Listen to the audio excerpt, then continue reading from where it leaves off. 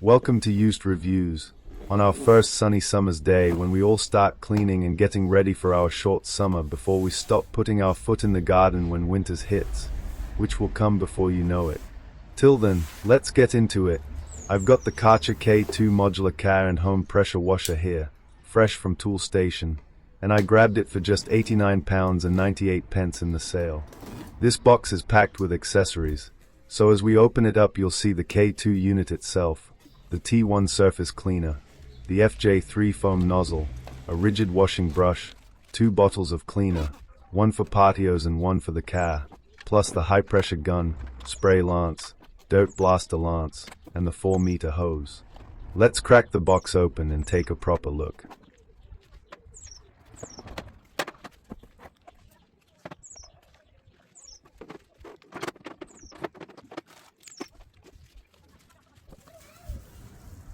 This is the heart of the whole setup, the Kärcher K2 Modular itself. Compact, lightweight, and designed for home use, but still powerful enough to hit 110 bar of pressure.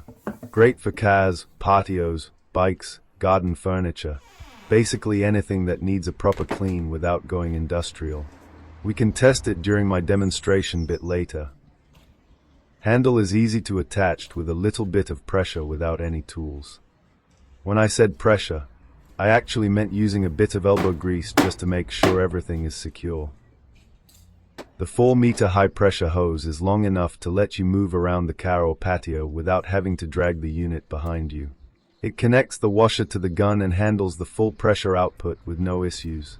The only downside is that when you first unroll it, the hose tends to keep its coiled shape, making it a bit stiff and harder to stretch out.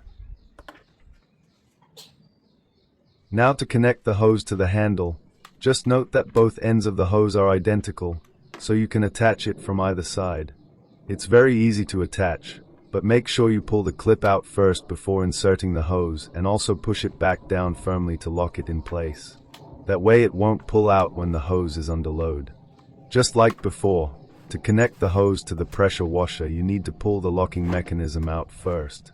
As with the handle connection, don't force it. The hose only fits one way, and pushing it in the wrong way could damage the locking mechanism.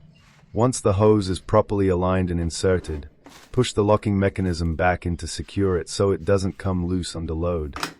Putting all the nozzles together is a simple process. Each nozzle only fits one way, and once aligned you just push and twist to lock it in place.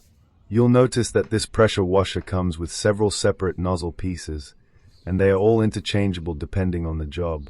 This is different from my old pressure washer, which only had one nozzle that changed spray patterns with a simple twist. With this Karcher model, they provided different nozzle variations for different purposes. I'm still not sure if that's a good or bad thing. On one hand, it gives you more control, but on the other, it means keeping track of more parts. Once connected, each nozzle feels light and sturdy, though there is a slight flimsy feeling to the plastic. It's not a problem for now, but it's something to keep in mind. Putting together the T1 surface cleaner was easy. This attachment is perfect for patios, decking, and driveways. Instead of blasting water everywhere, it keeps the spray contained under the dome, giving you an even clean without streaks or splashing the walls. Let's fast forward to me trying out the different parts and attachments just to see how they connect. They all seem to attach easily with no effort at all. The only real issue I can see going forward is keeping all the pieces together. With so many separate parts, it would be very easy to misplace something. The holder can be fitted on either side of the pressure washer.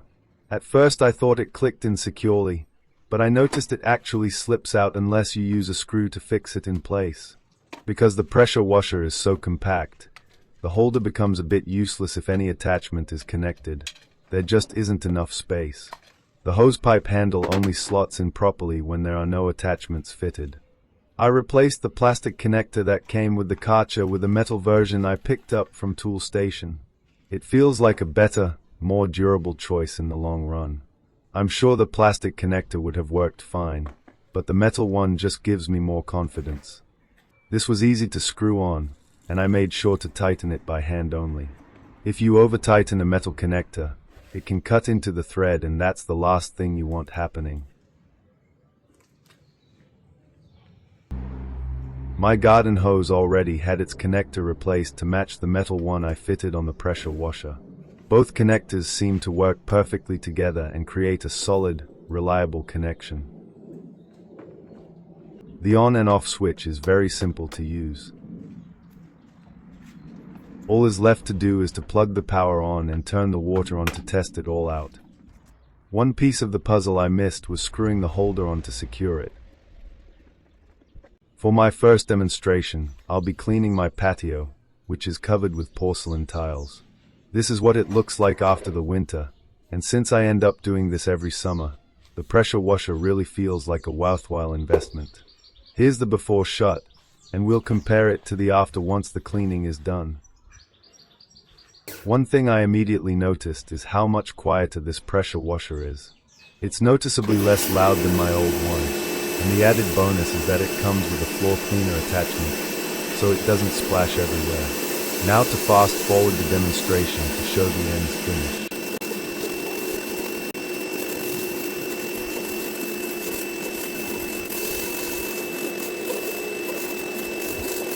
You can clearly see the outcome for yourself, and it shows just how effective this tool is. Now that we've seen what the floor cleaner can do, let's move on and try out a few of the other attachments.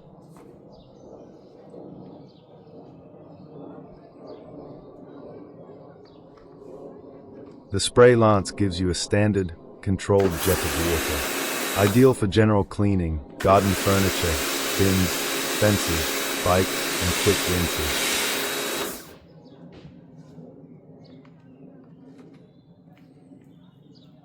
This one means business, the Dirtblaster lance. It fires a rotating jet that's much more powerful. Perfect for stubborn dirt, moss, and deep cleaning patios or brickwork.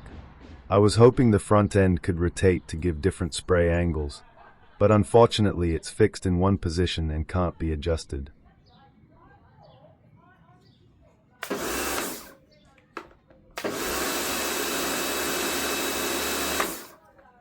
Then we've got the FJ3 foam nozzle. This is the fun one. Fill it with shampoo or detergent, and it sprays thick foam over your car or bike. Makes washing quicker, easier, and honestly more satisfying.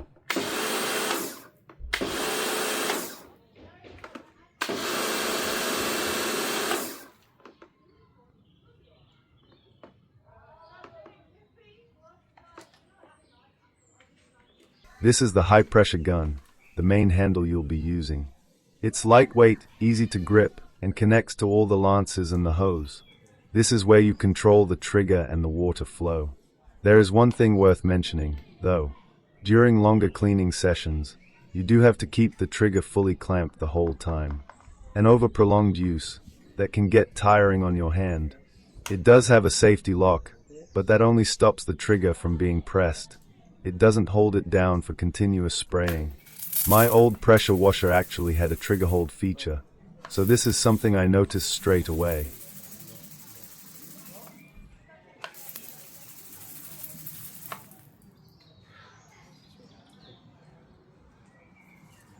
This rigid washing brush is great for more controlled scrubbing. It works well on wheels, garden furniture, or anything you want to clean gently without blasting it with high pressure. It's made of plastic, and it would have been even better if it had rubber guards around the edges to prevent scratching delicate surfaces like car bodywork. With the brush, you can use the small extendable intake pipe, which you can fill with shampoo or other detergents for better cleaning. However, it needs to be placed into a bowl of solution, and it doesn't always stay fully submerged, which can make it a bit fiddly to use. Now for putting it all back after use. This is where it can get a bit fiddly. Removing the hose can be risky, so make sure you're gentle. If you use a flathead screwdriver, be careful, as the plastic can break if too much force is applied. Make sure to turn off the main water supply before unplugging the hose. This prevents pressure buildup and avoids any sudden sprays when you disconnect it. For the other end of the hose, the same rule applies. Be gentle. It can pop out unexpectedly, as it did for me once. The last thing you want is to lose or break the small part that holds the hose in place. All that's left to do is roll up the hose and put everything back in the box. I recommend getting a bigger storage box, because the carrying handle on the main unit stops it from fitting back into the original packaging. While I'm putting everything away, let's conclude a few things. I used this to wash my car after filming the video, and I found it very easy to use. Compared to my old pressure washer, which was bulky, very heavy, and only useful for pressure washing, this one comes with a few extra attachments and was much cheaper than my previous unit. The only reason I bought it was because my old Bosch pressure washer packed up and stopped working. After using it on the floor and on my cars, I'm confident it will do the job I bought it for. I've now put everything into a different storage box so nothing gets lost when I need it next time. In short, I can't comment on other pressure washers at half the price, but for £89 this one should last me a while. Since it's from a well-recognized brand, I didn't want to take the risk with the cheaper options I saw. I think I've covered everything I experienced while using this pressure washer. Overall, I'm happy with the product. It has multiple uses, it's compact, and it's easy to carry around. I will end this by saying, thank you till the next time.